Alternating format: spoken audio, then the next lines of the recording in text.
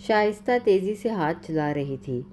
اسے فکر تھی کہ اس کا ڈرامہ ٹی وی پر لگنے والا ہے۔ رات کے 9:45 بج چکے تھے اور وہ ابھی تک کچن میں ہی تھی۔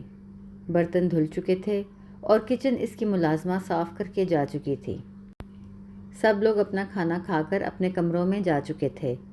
اس وقت اس کے شوہر کو چائے پینے کی عادت تھی، اس لیے وہ جلدی جلدی اپنے شوہر کے لیے چائے بنا رہی تھی تاکہ چائے کا مگ لے کر لاؤنج میں بیٹھ کر اپنا پسندیدہ ڈرامہ دیکھ سکے۔ چائے کے 2 مگ ٹرے پر رکھ کر جب وہ کچن سے باہر نکلی، اسے لگا کہ اسٹور میں کوئی گھسا ہے۔ جب اس نے دیکھا تو اس کا بیٹا اس وقت اسٹور میں کھڑا بال اور بیٹ نکال رہا تھا۔ یہ کوئی وقت ہے بیٹ بال کھیلنے کا؟ شائستہ نے غصے میں تنبیہ کی۔ اسفند نے کہا، امی کل اسکول سے آف ہے، پلیز کھیلنے دیں۔ ہرگز نہیں، اس وقت تم باہر نہیں جاؤ گے۔ اپنے کمرے میں جا کر پڑھائی کرو یا کمرے میں بیٹھ کر کچھ کھیلو، ورنہ جا کر اپنی باجی کے پاس بیٹھ جاؤ۔ یہ کہہ کر شائستہ نے اسے اسٹور سے باہر نکالا، اسٹور کا دروازہ بند کیا۔ اسٹور کا دروازہ بند کرتے ہوئے شائستہ کی نظر اسٹور میں پڑے اس پرانے اسمارٹ ٹی وی پر پڑی جو پچھلے 2 مہینے سے اسٹور میں پڑا تھا، کیونکہ لاؤنج میں 65 انچ کا بڑا ٹی وی آ چکا تھا۔ شائستہ کو یاد آیا کہ اسے عادل سے کہنا تھا کہ اس ٹی وی کو سیل کر دیں، ورنہ یہ پرانا ہو کر خراب ہو جائے گا۔ یہ سوچتے ہوئے وہ لاؤنج کی طرف بڑھ گئی۔ عادل لاؤنج میں لیپ ٹاپ کھول کر بیٹھا ہوا تھا۔ اس کی توجہ اپنی ای میل پر تھی جسے وہ بہت انہماک کے ساتھ ایڈٹ کر رہا تھا۔ اتنی دیر میں شائستہ نے اس کے سامنے چائے کا مگ لا کر رکھ دیا۔ عادل نے مسکرا کر شائستہ کی طرف دیکھا اور چائے پینے لگا۔ عادل، اس پرانے ٹی وی کا کیا کرنا ہے؟ یہ تو پڑا پڑا خراب ہو جائے گا، شائستہ نے سامنے والے صوفے پر بیٹھتے ہوئے کہا۔ چائے کا مگ اس کے ہاتھ میں تھا۔ ہمارے بیڈ روم میں پہلے ہی ایک ادر ٹی وی ہے اور بچوں کے کمرے میں لگوانا نہیں چاہ رہی، ورنہ انہیں ٹی وی دیکھنے سے فرصت ہی نہیں ملے گی، شائستہ نے کہا۔ ارے یار، کرنا کیا ہے؟ مجھے اس کی تصاویر بھیج دو، میں سیل کے لیے OLX پر لگا دیتا ہوں۔ عادل کی نظریں بدستور لیپ ٹاپ پر تھیں۔ شائستہ سوچ میں پڑ گئی، پھر آہستہ سے بولی، وہ نجمہ کہہ رہی تھی کہ ٹی وی اسے قسطوں پر دے دیں۔ میڈم، یہ آپ کی ملازمہ کو بس مانگنے کی عادت ہے۔ یاد ہے 6 مہینے پہلے ہمارا پرانا فریج قسطوں پر لے کر گئی تھی، آج تک ایک قسط بھی نہیں بھری، اور نہ ہی آپ نے کوئی مطالبہ کیا۔ عادل نے شائستہ پر نظر ڈالتے ہوئے کہا۔ اسے شائستہ کی دریا دلی سے سخت چڑ تھی۔ ہاں مگر خدمت بھی تو کتنی کرتی ہے نجمہ میری، پچھلے 12 سال سے میرے ساتھ ہے۔ یاد ہے آپ کو اسفند کی پیدائش پر میں کتنی بیمار ہو گئی تھی، مجھے اور گھر کو نجمہ نے ہی سنبھالا ہوا تھا، اور پھپھو امی کی آخری وقت میں اس نے کتنی خدمت کی تھی۔ شائستہ نے اپنی ساس کا بھی ذکر کر ڈالا۔ ہاں جی، تبھی تو ہم اسے مارکیٹ ریٹ سے زیادہ تنخواہ دیتے ہیں، اور آپ ہر مہینے الگ الاؤنس بھی دیتی ہیں۔ عادل نے مسکرا کر کہا، یہ ٹی وی تو میں سیل ہی کروں گا۔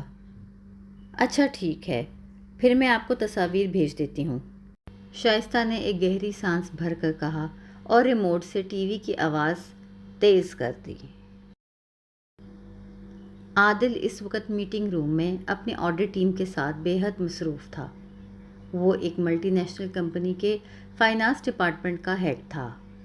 کمپنی کی بڑی ذمہ داریاں اس کے کندھوں پر تھیں اور وہ اپنی جاب سے ذرا بھی نہیں چوکتا تھا۔ اس وقت بھی وہ اپنے مینیجر سے اسٹاک مارکیٹ کی بریفنگ لے رہا تھا کہ اسی دوران اس کا سیل بجا۔ اوہو، اس وقت کون کال کر رہا ہے؟ عادل نے اکتا کر سوچا۔ وہ یہ کال اس وقت نہیں اٹھانا چاہتا تھا، مگر اسے خیال آیا کہ کہیں ہیڈ آفس سے کال تو نہیں ہو رہی۔ ایکسکیوز می، عادل نے اپنی ٹیم سے معذرت کر کے کال اٹھائی اور ہیلو کہا۔ السلام علیکم صاحب، میں نے آپ کا ٹی وی کا اشتہار دیکھا تھا، مجھے وہ ٹی وی خریدنا ہے، مگر میں ایک مزدور آدمی ہوں، بچے ٹی وی لینے کی ضد کر رہے ہیں اور میرے پاس 15,000 روپے نہیں ہے، میں صرف 8,000 تک دے سکتا ہوں۔ عادل نے کچھ دیر تک سوچا۔ وہ واقعی اس ٹی وی سے جان چھڑانا چاہتا تھا، اس سے پہلے کہ شائستہ اس کو دان کر دے۔ ٹھیک ہے، اتوار کو 10,000 لے کر آنا اور ٹی وی لے جانا، عادل نے جواب دیا۔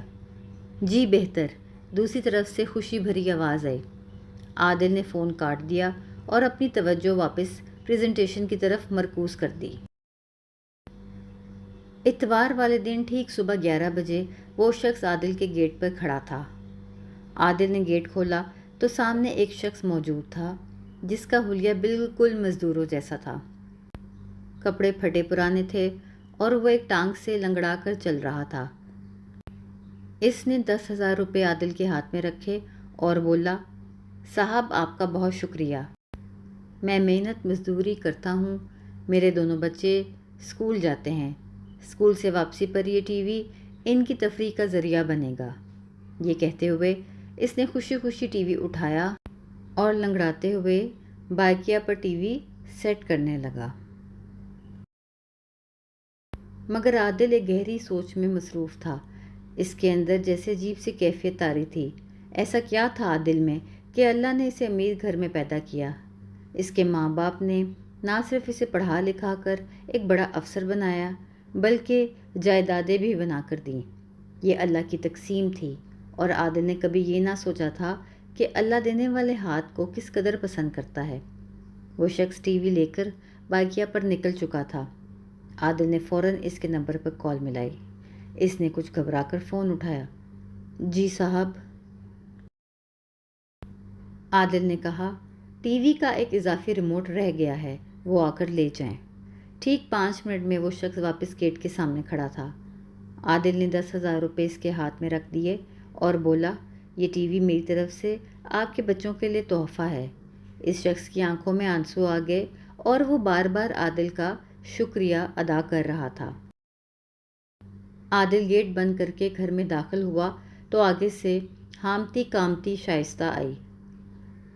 عادل، وہ نجمہ کا فون آیا تھا، اس کی اماں گاؤں میں گر گئی ہیں، اس کو فوراً گاؤں کے لیے روانہ ہونا ہے اور وہ کچھ پیسے مانگ رہی ہے۔ عادل نے مسکرا کر شائستہ کو دیکھا اور اس کا گال تھپ تھپا کر بولا، جی بیگم صاحبہ، بلا لیں اپنی نجمہ کو، ہم سے جو ہو سکا اس کی ضرور مدد کریں گے۔ یہ کہہ کر عادل لاؤنج کی طرف بڑھ گیا اور شائستہ بے یقینی سے عادل کو جاتا دیکھتی رہی۔ دل بدلنے کا ہنر تو بس اللہ ہی کے ہاتھ میں ہے، شائستہ نے سوچا۔